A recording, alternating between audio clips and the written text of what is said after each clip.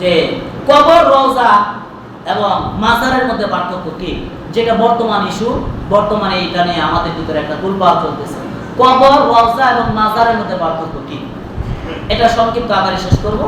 কবর হচ্ছে ওই জায়গাকেই বলা হয় যে জায়গায় সাধারণ মুসলমানদেরকে কবরস্থ করা হয়।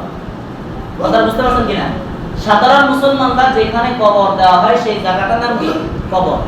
আর রওজা কাকে বলা হয়? আমরা হাদিসের উদ্ধৃতি থেকে জানতে পারি মানুষের কবর অর্থাৎ একজন মুসলমানের কবর হয় জান্নাতের টুকরা আর না হয় জাহান্নামের গর্ত। হয় জান্নাতের টুকরা না হয় জাহান্নামের গর্ত, জান্নাতের বাগান আর না হয় জাহান্নামের গর্ত। সুতরাং বাগানের আরবি হচ্ছে রওজা। বাগানের আরবি কি? রওজা। এইজন্য সমস্ত নবীদের কবর এবং সমস্ত সাহাবীদের কবরকে আমরা রওজা বলে থাকি। কি বলে থাকি? রওজা বলে থাকি। এবং যারা বিনা হিসেবে জান্নাতি আমরা মনে করি, যেমন 10 জন সাহাবীর ব্যাপারে আল্লাহ নবী সাল্লাল্লাহু আলাইহি ওয়াসাল্লাম বলেছিলেন, এরকম বিনা হিসেবে জান্নাতের যে সমস্ত সাহাবীরা রয়েছেন সমস্ত সাহাবীদের কবর এবং নবীদের কবর বিনা হিসেবে জান্নাত, যেহেতু ওই জন্য ওই নবীদের কবরগুলোকে রওজা বলা হয়। এবার আসেন এই মাজার। মাজার কাকে বলে? মাজার এটাও আরবি শব্দ।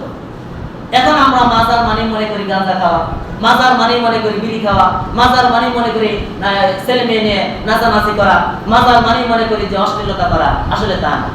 মাজারের অর্থ হচ্ছে জিয়ারত করা। মাজার শব্দের আবিধানিক অর্থ কি? জিয়ারত করা।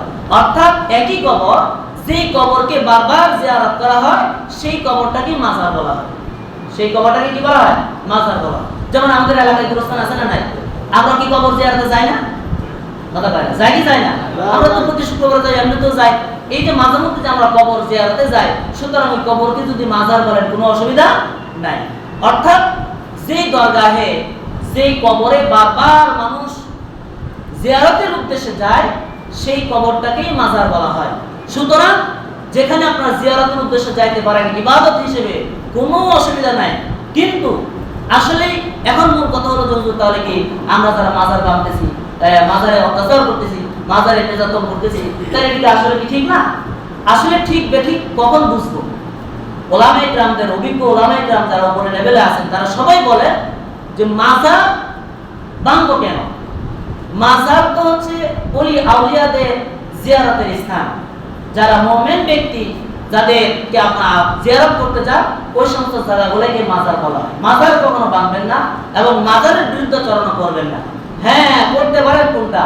যদি মাজারে কোন ধরনের শিরনি হয়, অশ্লীলতা হয়, শিরিকি হয়, কিংবা নারীবাজি হয়, মদ গাঁজা হয়, তাহলে এর প্রতিবাদ করতে পারেন, কোনো অসুবিধা নাই। এর দ্বারা হাদিস দ্বারা প্রমাণিত, বুখারী বর্ণনা হাদিস আছে, মুসলিম শরীফে হাদিস আছে, মুসলিম শরীফ 1977 নম্বর হাদিসে বর্ণিত আছে যে যেখানে শিরিকি মতবাদ হয় সেখানে তোমরা তার প্রতিবাদ করো। সুতরাং মাজারে যে আক্রমণ করা এটা ইসলামী শরীয়ত আমাদেরকে শেখায় নাই।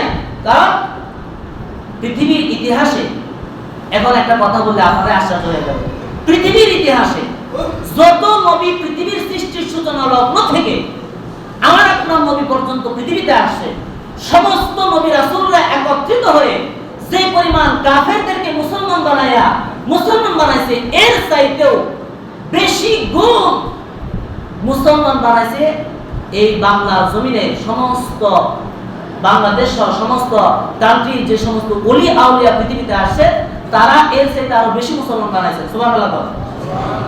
তার মানে কি আমি এই কথাটা এটা বোঝাই না যে আমার ওলিদের চাইতে নবীদের দাম কম, না।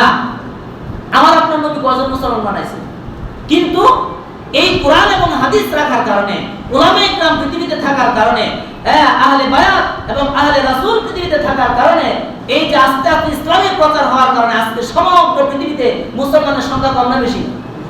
ইমাম মাহদী আলাইহিস সালাম আসা পর্যন্ত মুসলমানের সংখ্যা বাড়বে না কমবে? বাড়বে। এটা ওলিদের কারামত।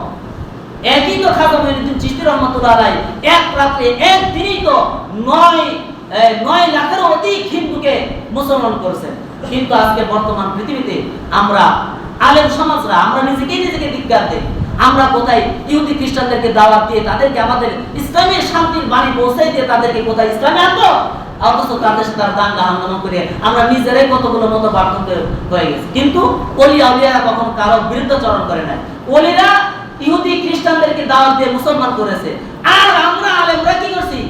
আমরা আলেমরা মুসলমানদের ভিতরে 14, 72টা 73টা দল করে ফেলছি। আমরা আলেমরাই, সাধারণ মানুষরা কিন্তু আমরা আলেমরাই মুসলমানদেরকে ভাগ করছি। কই ইহুদি খ্রিস্টানরা এই হিন্দুদেরকে দাওয়াত দিয়ে ইসলামের পথে আনবো, সেটা কিন্তু আলেমদের কাজ করি নাই, আমরা যেটা কাজ ছিল। কিন্তু ওলিরা দাঙ্গা হাঙ্গামা সবকিছু বন্ধ করে দিয়ে ইহুদি খ্রিস্টানদেরকে দলে দলে মুসলমান করেছে। এই বাংলাদেশে একটা মুসলমানও ছিল না, একটা মুসলমানও ছিল না যে ওলিদের কাছে এই বাংলাদেশে হাজার হাজার মুসলিমরা আজকে বাংলাদেশে স্বাধীনভাবে চলাফেরা করতেছে। এটা ওলিদের কারামত। আজকে ওলিদের মাজারে যে অত্যাচার করি আমরা, এটা আসলে কাজ না, ঐক্য হচ্ছে কাজ। যদি সেখানে শিরকি মতবাদ হয়, শিরকি কাজ হয়, তাহলে সেটার প্রতিবাদ আমাদের করতে হবে। এটাই আমাদের ইমানি দায়িত্ব। সুতরাং আল্লাহ তাআলা আমাদেরকে বুঝবার এবং মানবার তৌফিক দান করুন। সকলে বলেন আমিন। আল্লাহ